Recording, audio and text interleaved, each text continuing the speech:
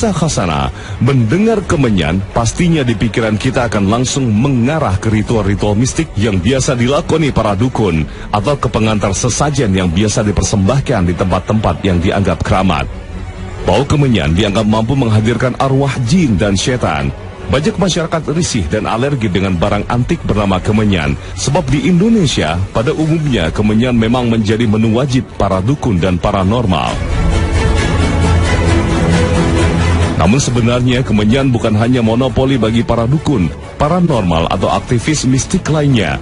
Di beberapa pondok pesantren, kemenyan dibakar ketika hendak melaksanakan sholat tarawih dalam sebuah wadah yang bertujuan untuk memberikan aroma yang harum di dalam ruangan ataupun di masjid. Beberapa daerah kemenyan dibakar ketika berlangsung acara pernikahan. Ada juga yang membakar kemenyan pada setiap kali pertemuan seperti majelis ta'lim, majelis tahlil, acara selamatan, tempat ziarah dan lain sebagainya.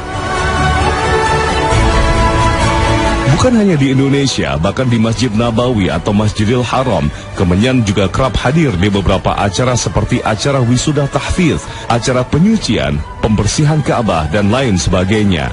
Hal itu juga mengharumkan udara dan menyenangkan jiwa para hadirin. Hal ini berdasarkan petunjuk hadits Nabi SAW bahwa para malaikat itu suka bau-bau yang wangi dan membenci bau-bau busuk. Pemanfaatan kemenyan juga dilakukan sejak dahulu kala, jauh sebelum kedatangan Islam. Di Mesir, bangsa Mesir kuno memanfaatkan kemenyan yang diimpor dari Yaman sebagai salah satu bahan dalam membuat mumi. Di Yerusalem, orang-orang Bani Israel membakar kemenyan di tempat ibadah dalam wadah ukupan untuk mewangian penghantar doa-doa. Di Jazirah Arab dan Syam, kemenyan ditempatkan dalam wadah-wadah cantik untuk mengharumkan ruang-ruang istana dan rumah-rumah. Dan di Asia Selatan dan Asia Timur, kemenyan dibakar dalam kuil-kuil sebagai sarana peribadatan. Jadi sebenarnya, kemenyan bukan merupakan benda mistik milik agama atau untuk upacara-upacara tertentu. Ternyata, kemenyan memang memiliki banyak manfaat saat ini untuk wangi-wangian, juga sebagai pengobatan, bumbu rokok, bahkan untuk aromaterapi. Kini, para ilmuwan telah mengamati bahwa ada kandungan dalam kemenyan yang menghentikan penyebaran kanker. Namun, belum diketahui secara pasti kemungkinan kemenyan sebagai anti kanker. Namun dulu pada abad ke-10, Ibnu Sina telah merekomendasikan kemenyan sebagai obat untuk tumor, bisul, muntah, disentri, dan demam. Kemenyan yang biasa digunakan untuk urusan mistik ternyata berdasarkan hasil penelitian juga mampu menurunkan kadar kolesterol jahat.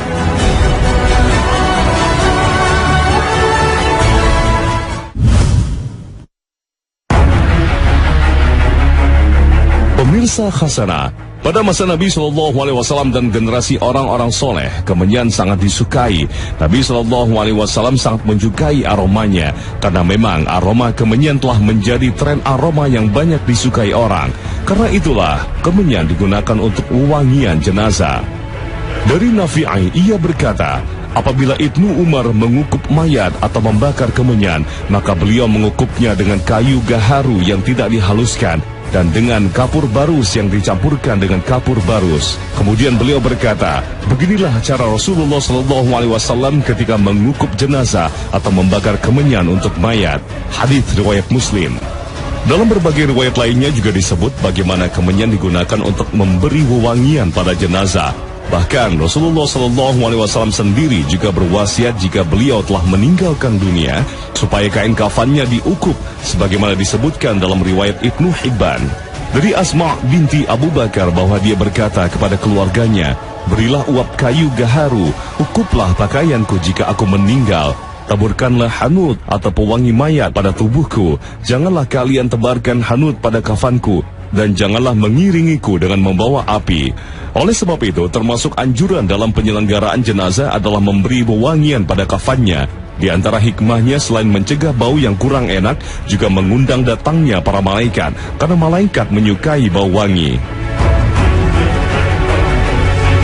Kemenyan tak hanya digunakan untuk mewangian manusia, bahkan digunakan untuk menebar aroma di masjid. Nabi SAW menyarankan, jauhkanlah masjid-masjid kalian dari anak-anak kecil kalian, dari pertikaian di antara kalian, pendarahan kalian dan jual beli kamu. Ukuplah masjid-masjid itu pada hari perhimpunan kamu, dan jadikanlah pada pintu-pintunya itu alat-alat bersuci kalian. Hadis riwayat Tabrani, Baihaqi dan Ibnu Majah. Dengan demikian, kemenyan bukanlah bahan yang seram dan menakutkan, apalagi menjijikkan. Na'udzubillah. Bahkan dalam hadis lainnya yang diriwayatkan oleh Imam Muslim, Rasulullah SAW menyebutkan kemenyan merupakan aroma syurga karena banyak digunakan penduduk syurga untuk menebar wewangian di tubuh mereka. Rasulullah SAW bersabda, rombongan yang pertama kali masuk syurga bentuk mereka seperti bentuk rembulan di malam purnama. Mereka tidak berludah, tidak beringus, tidak buang air. Bejana-bejana mereka dari emas, sisir-sisir mereka dari emas dan perak. Nyala perdupaan mereka adalah gaharu. Keringat mereka beraroma misik, dan bagi setiap mereka 2 orang istri yang nampak sumsum betis mereka di balik daging karena kecantikan. Tidak ada perselisihan di antara mereka, tidak ada permusuhan. Hati-hati mereka hati yang satu. Mereka bertasbih kepada Allah setiap pagi dan petang. Hadis riwayat Bukhari. Lalu apakah benar kemenyan bisa digunakan untuk memanggil arwah atau jin? Tidak ada riwayat yang mengatakan bahwa bau kemenyan bisa mengundang arwah ataupun jin, tapi lebih tepatnya untuk mengusir jin, karena wangian ini justru membuat senang malaikat. Tentunya, apa yang disukai para malaikat sangatlah dibenci oleh bangsa jin dan syaitan. Rasulullah SAW menyebut dalam hadis yang diriwayatkan oleh Imam Tirmidzi, kemenyan adalah satu di antara 7 sumber penawar penyakit.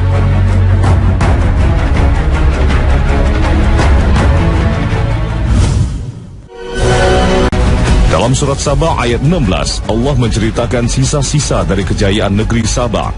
Tanah mereka yang dulu subur, makmur, dipenuhi dengan kebun-kebun di kiri dan kanannya. Kedua kebun tersebut sangat luas dan diapit oleh 2 gunung di wilayah Ma'rib. Tanahnya pun sangat subur, menghasilkan berbagai macam buah dan sayuran. Ulama-ulama besar berkomentar apabila ada seseorang masuk ke dalam kebun itu dengan membawa keranjang di atas kepalanya, maka ketika keluar keranjangnya akan penuh dengan buah-buahan tanpa harus memetiknya. Namun karena kekufuran mereka, maka Allah hancurkan negeri mereka dengan air bah yang memporak-porandakan negeri dan perkebunan mereka. Allah Subhanahu wa Ta'ala berfirman, tetapi mereka berpaling, maka kami datangkan kepada mereka banjir yang besar, dan kami ganti kedua kebun mereka dengan 2 kebun yang ditumbuhi pohon-pohon yang berbuah pahit, pohon athal dan sedikit dari pohon bidara. Al-Quran Surah Saba ayat 16.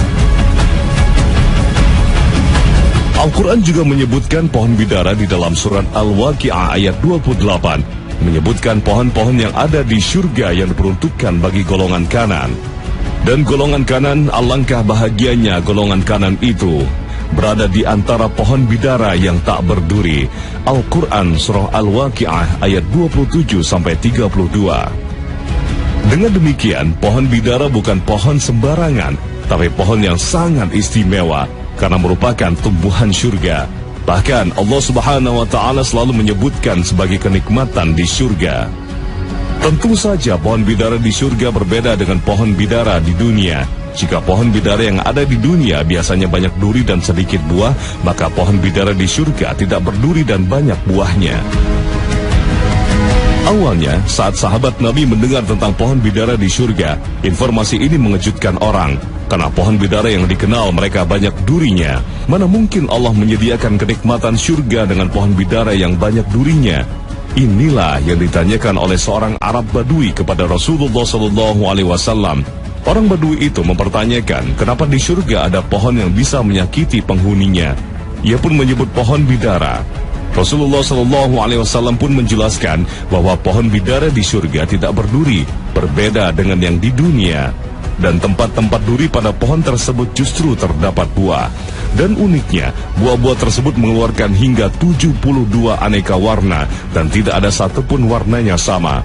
Kisah ini diriwayatkan oleh Hakim dalam kitab Mustadraknya. Di surga juga terdapat sebuah pohon agung yang disebut Sidratul Muntaha, tempat tertinggi yang pernah dikunjungi Nabi SAW dalam peristiwa Mi'raj ke langit ketujuh. Sidrah berarti bidara, muntaha berarti puncak atau penghabisan, maka Sidratul Muntaha berarti pohon bidara yang merupakan puncak atau penghabisan. Karena namanya pohon bidara, jadi kemungkinan bentuknya memang seperti pohon bidara, hanya saja hakikatnya tentu berbeda. Dinamakan Sidratul Muntaha atau pohon bidara yang menjadi puncak atau penghabisan karena di pohon inilah sumber dari segala makhluk termasuk para malaikat. Ia juga puncak dari ketinggian yang pernah dikenal makhluk karena ia terletak di langit ketujuh. Mengenai ukuran pohon tersebut dalam hadis sahih riwayat Tirmidzi, jika seseorang naik kuda baru bisa melintasi bayang-bayang salah satu dahannya, maka ia membutuhkan waktu 100 tahun lamanya. Seperti layaknya pohon lain, ia juga memiliki daun dan buah. Daunnya seperti telinga gajah, sedangkan buahnya seperti kendi.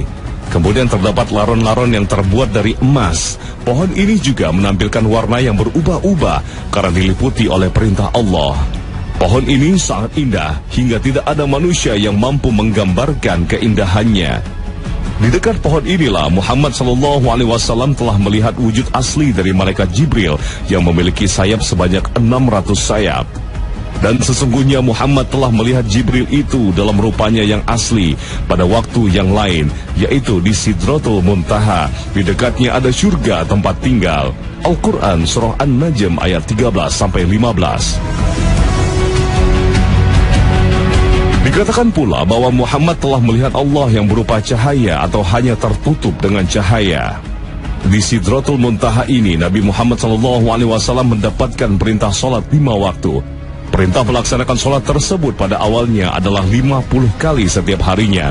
Akan tetapi karena pertimbangan dan saran Nabi Musa serta permohonan Nabi Muhammad sendiri serta kasih dan sayang Allah, jumlahnya menjadi hanya 5 kali saja dalam sehari.